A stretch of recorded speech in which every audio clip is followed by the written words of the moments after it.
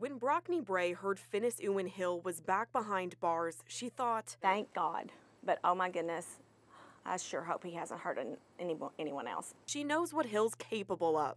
What he did to her in 2003 sent him to prison for 15 years. I feel glad that I was the one there, really, to be honest with you, to get him off the streets for as long as he was off the streets. She was in her late 20s at the time at the car wash. It was dark out, and she says she remembers feeling in trouble when another car pulled up beside her. I felt him walk up, so I turned around and grabbed him on his wrists, and we struggled for a little while. She offered cash to get him to leave. He says, I don't want your money, you need to get in my car.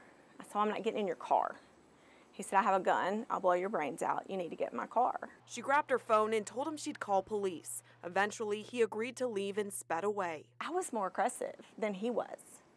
But he had the gun, and he was the one telling me to get in the car, but I was furious. I didn't get scared till he left. Now, then I was terrified. Thanks to her will to fight, detailed description, and a fingerprint left at the scene, Hill was caught soon after. He already had a violent criminal record with charges ranging from aggravated rape to burglary. What do you think he was planning to do with you then? Oh, he most definitely would have raped me. I wouldn't doubt that he would have beat me for certain. Saying she'll never forget looking into his eyes. There's just no emotion, like nothing. It's just like dead. Hill pleaded guilty to attempted aggravated kidnapping, aggravated assault, and being a felon in possession of a firearm. While he was in prison, Bray said she heard stories from other women who had similar encounters with him. She's worried more victims are out there. I just remembered about this young girl that had gone missing that just vanished without a trace. She's talking about Cayce McDaniel. The 14-year-old disappeared from Milan in 1996 and has never been found.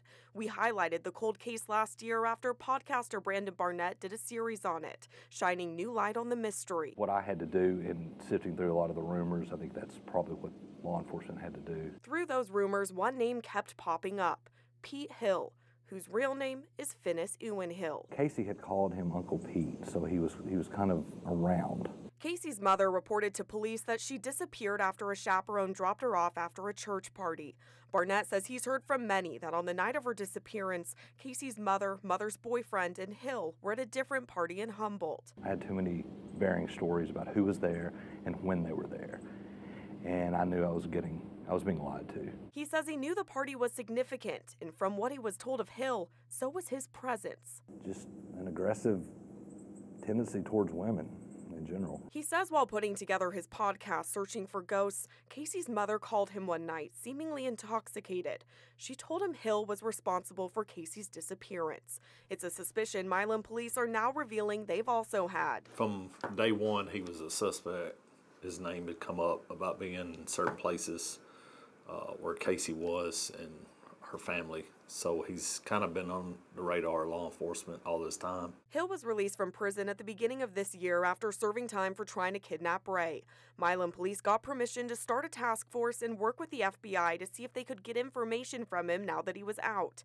A city employee created a fake social media account and added Hill. He was communicating with what he thought was a young single mother coming out of an abusive relationship, but he was actually communicating with one of our police officers. An affidavit details some of his disturbing messages. One said he loves to rape, chases women down, and beat them until they no longer move. Another admitted to having sex twice with a 14-year-old. And later, he said he wanted to have sex with this made-up woman's 15-year-old daughter. And some of the things that we saw were quite disturbing, and we wanted to draw this out, try to get more information from him, but some of his actions prompted us to make an arrest a lot quicker than we really wanted to. They told Hill to meet at a South Haven hotel to have sex with the woman and the teenager. When the 66-year-old arrived, the FBI was waiting for him.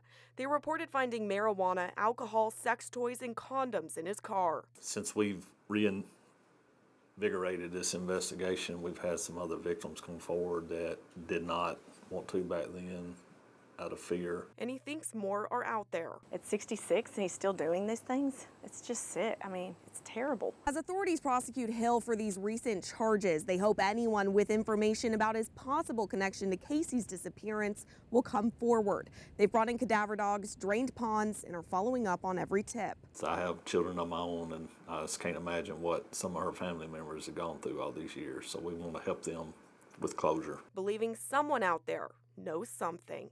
In Jackson, Bridget Chapman, WREG News Channel 3.